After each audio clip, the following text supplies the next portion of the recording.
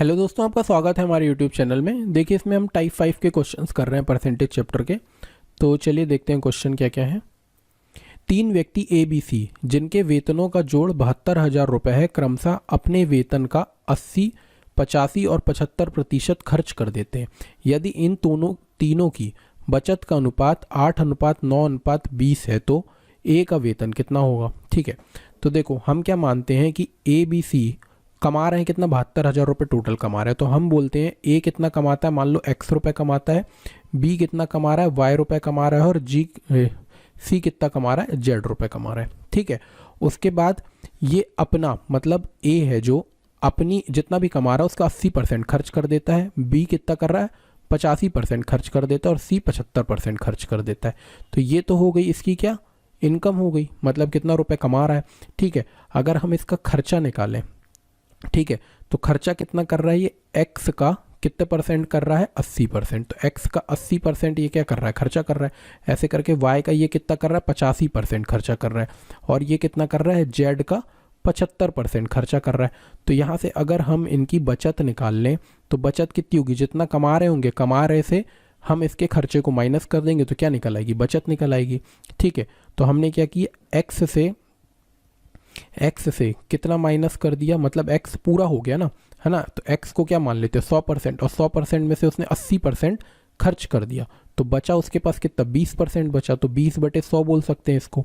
ठीक है, यहाँ पर वाई में उसने वाई के पास 100% पैसे थे, मान लो 85% खर्च कर दिया, तो बचा कितना वाई का 15% बचा, यानी कि 15/100 बचा। ठीक है, और यहाँ पर जेड का उसने 75% खर्च कर दिया, तो उसके पास जेड का कितना बचा 25% बचा, तो 25/100 कर दिया। ठीक है, अब अगर हम ये देखें तो ये किसका है, ये इनकी बचत का अनुपात आ जाएगा कि नहीं आ जाएगा। ये तीनों के तीनों ए की, बी की और सी की ये बचत हो जाएगी, और बचत का अनुपात हमको क्वेश्चन में दिया है 8, 9 और 20 के बराबर, है ना, बोला हुआ है 8, 9, 20 के बराबर।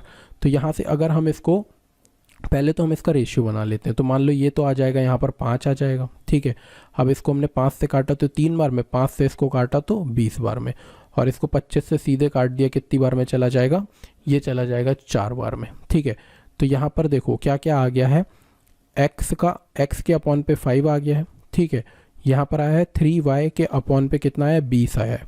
ठीक है, और यहाँ से जेड के कितना है, जेड अपॉन पे 4 आया है। अब इन पूरे का जो अनुपात दिया हुआ है वो किसके बराबर दिया, 8:9:20 के बराबर दिया हुआ है। ठीक है, तो सबसे पहले तो हमको किसी ऐसे नंबर से इसका मल्टीप्लाई करना होगा कि ये जो 3 है ना ये 3 कट जाए। ठीक है, तो हम नीचे ऐसे किसी एक नंबर से मल्टीप्लाई कर देंगे, तो किसी भी ऐसे एक नंबर से मल्टीप्लाई कर दो।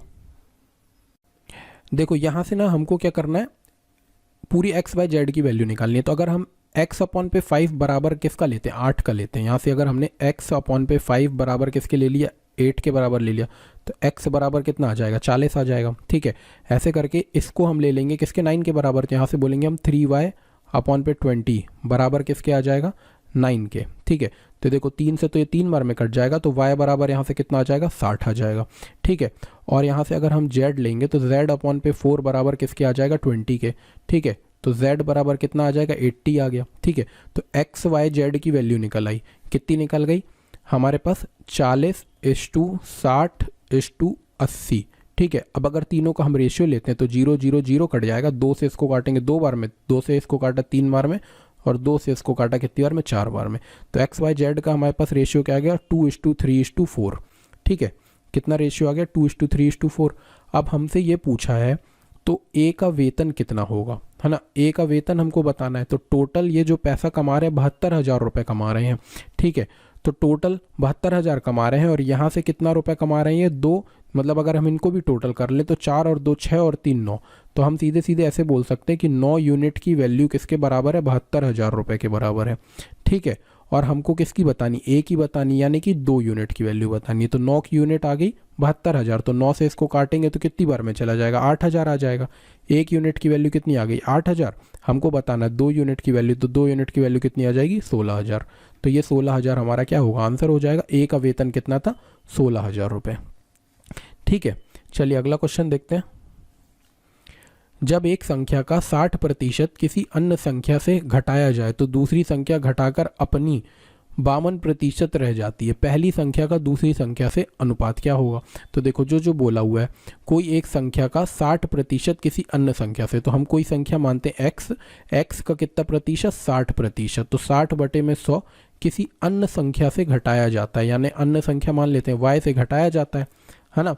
y से, ये उल्टा करके लिखना था थोड़ा, मतलब y से घटाया जा रहा है x के 60% को, तो y आगे आ जाएगा।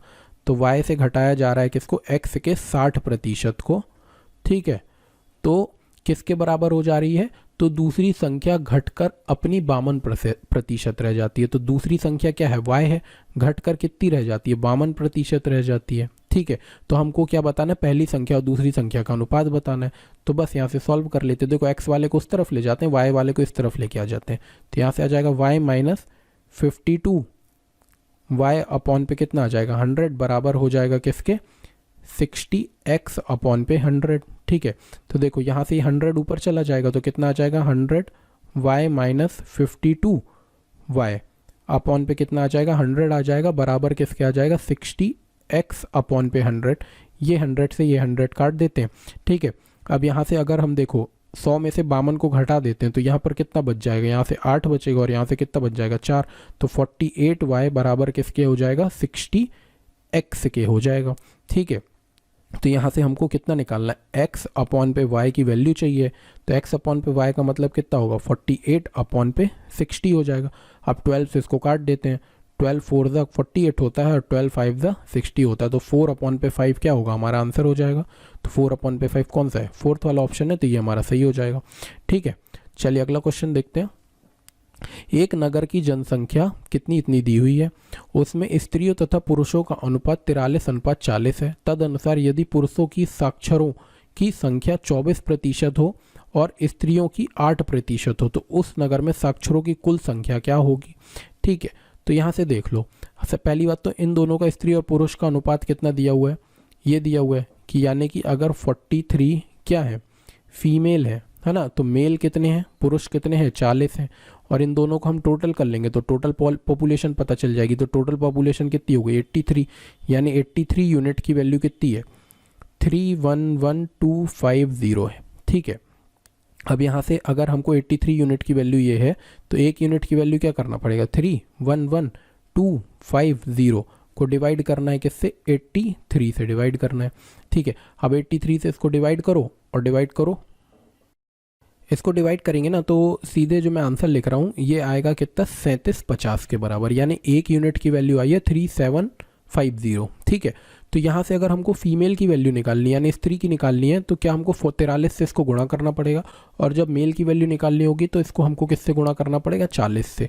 तो हमको फीमेल की और मेल की वैल्यू पता चल जाएगी। तो देखो इसको हम निकाल देते हैं, तो फीमेल की वैल्यू पहले निकालते हैं, यानी किसके साथ गुणा करते हैं 3750 को किससे गुणा करते हैं अपन 43 से, ठीक है। तो 43 से अगर हम गुणा करें तो ये आ जाएगा 1,61,250, ठीक है। तो ये आ जाएगी किसकी वैल्यू, फीमेल की वैल्यू आ जाएगी। और ऐसे ही हम अगर मेल की वैल्यू निकालेंगे तो वो आएगी किसके बराबर 1.5 लाख के बराबर, ठीक है। तो यहाँ से हमको पुरुषों की संख्या और स्त्रियों की संख्या पता चल गई है, ठीक है। अब हम देखो यहाँ से क्या बोल रहा है, यदि पुरुषों में साक्षरों की संख्या कितनी है 24%, तो हम क्या करेंगे पुरुषों का 24% निकाल लेंगे और स्त्रियों का कितना प्रतिशत निकाल लेंगे 8% निकाल लेंगे, दोनों को जोड़ देंगे तो हमारा आंसर आ जाएगा, ठीक है। तो देखो स्त्रियों का 8% निकालना है तो इसका 8% निकाल दो, तो 161,250 गुणा किसके साथ करना है 8/100 के साथ करना है, ठीक है। तो ये इसको 4 से काटते हैं तो 4 से 2 बार में, 4 से कितनी बार में चला जाएगा 25 बार में, 5 से इसको काटते हैं 5 बार में, 5 से इसको काटा तो 3, 5 दूनी 10, यहाँ पर 1 बचा, फिर 5 दूनी 10, फिर 5 और 0, ठीक है। और फिर 5 से काट देते हैं तो 5 6 कितना हो जाएगा देखो 30, यहाँ पर 2 बचा तो 5 4 20, 5 5 25 और 0। अब इसको डबल कर दो यानी 2 से मल्टीप्लाई कर दो तो 0 हो गया, 5 2 10, 8 और 1 9 और 12, तो 12,900। तो क्या आ गए, ये हमारी स्त्रियाँ आ गई, क्या आ गई स्त्रियाँ आ गई 12,900 जो क्या है साक्षर है ना। और उसके बाद 24% इसका निकालना है तो 1.5 लाख का 24% निकाल लेते हैं, तो 1.5 लाख गुणा 24/100, तो सीधे सीधे 2 जीरो से तो 2 जीरो काट दो। अब बस क्या करो, 15 से 24 को गुणा कर दो, तो 15 चौके कितना होता है 60, तो ये जीरो, ये आ गया 6, 30 और कितना आ गया 36, और 2 जीरो और लगा दिए, तो 36,000 कौन हो गए, पुरुष साक्षर हो गए। तो दोनों को जोड़ दो, 36,000 को और 12,900 को जोड़ दिए, तो 900 तो ये आ गया, और 6 और 2 कितना हो जाएगा 8 और 4, तो 48,900 लोग ऐसे हैं जो पास हैं, मतलब कि कैसे हैं, साक्षर हैं, ठीक है, मतलब पढ़े लिखे हैं। तो 48,900 हमारा सेकंड वाले ऑप्शन में ही हमारा सही हो जाएगा। ठीक है, चलिए अगला क्वेश्चन देखते हैं। दो संख्या a और b ऐसी हैं कि a के 5% और b के 4% का योग a के 6% और b के 8% के योग का 2/3 भाग है। तो a और b का अनुपात बताइए। तो जो लिखा है हम कर लेते हैं। तो देखो कि पहले क्या बोल रहा है, a का 5% और b के 4% का योग। तो a के 5%, तो 5/100 प्लस b के 4% का योग, तो b के 4% का योग। ठीक है, किसके बराबर है, a के 6% के और b के 8% के योग के बराबर। तो a के 6% के, a के 6% के यानी कि 6/100 और b के 8% के, b के 8% के योग का 2/3 भाग है। तो इस पूरे का कितना है, 2/3 भाग है। तो बस यहाँ से इसको सॉल्व करेंगे तो हमारा आंसर आ जाएगा। देखो तो यहाँ पर दोनों में 100 है, दोनों को जोड़ देते हैं। तो यहाँ पर तो आ जाएगा कितना, 5a प्लस 4b बटे में कितना आया, 100 आया। ठीक है, और देखो ये 3 का तो गुणा यहाँ पर कर देते हैं। तो यहाँ पर हो जाएगा किसका गुणा, 3 का, इधर कर दिया। ठीक है, और 2 को यहाँ नीचे भेज देते हैं। यहाँ से बराबर कितना आ जाएगा, 6a प्लस 8b अपॉन में कितना आ जाएगा, 100 आ जाएगा। तो ये 100 से ये 100 को काट देते हैं। ठीक है, 2 का यहाँ गुणा कर देते हैं। यहाँ से देखो सीधे सीधे निकल आएगा कितना, 15a प्लस 4 तिया 12b बराबर किसके आएगा, 2 का इससे गुणा किए तो कितना आ जाएगा, 12a प्लस 16b। ए को एक तरफ ले आते हैं, 12a को इस तरफ लेके आएंगे तो 15 में से 12 चला जाएगा, तो कितना बचेगा, 3a बचा। और b को उस तरफ लेके जाएंगे तो 16 में से 12 चला जाएगा, तो कितना b बचेगा, 4b बचेगा। तो a अपॉन पे b यहाँ से कितना आ जाएगा, 3/4। 3/4 हमारा क्या होगा, आंसर हो जाएगा। 3/4 कौन से ऑप्शन में, सेकंड वाले ऑप्शन में, ये हमारा आंसर होगा। ठीक है, चलिए अगला देखते हैं। एक गांव में लड़कों और लड़कियों की संख्या का अनुपात 2:3 है। यदि 30% लड़के और 70% लड़कियां किसी परीक्षा में बैठें तो उस परीक्षा में बैठने वाले और ना बैठने वाले गांव वासियों की संख्या का अनुपात बताइए। तो देखो अनुपात बनाना है या परसेंटेज बनाना है ना, तो हम अपने मन से कोई वैल्यू मान लेते हैं। जैसे यहाँ पर देखो किसका, लड़कों का और लड़कियों का अनुपात कितना दिया, 3:2 दिया हुआ है।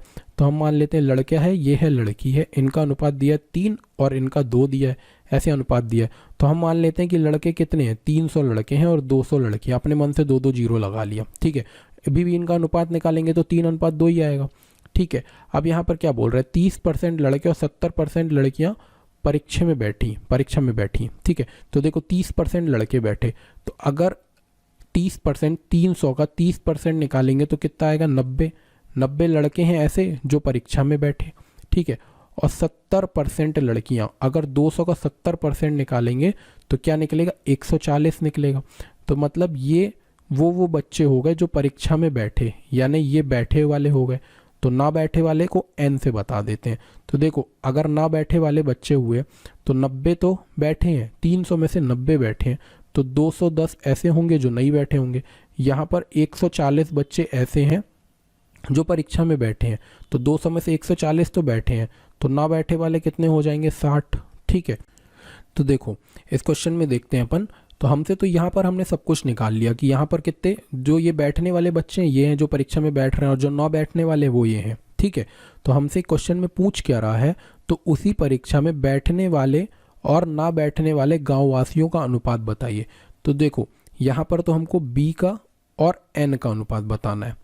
तो बैठने वाले विद्यार्थी यहाँ पर 140 लड़कियाँ हैं और 90 लड़के हैं, तो इन दोनों को अगर हम जोड़ देंगे तो बैठने वाले निकल आएंगे। तो 90 मतलब 140 में अगर 90 जोड़ दिया तो कितना हो जाएगा, ये हो जाएगा कितना, 230। ठीक है, और ये कितना हो जाएगा, 270।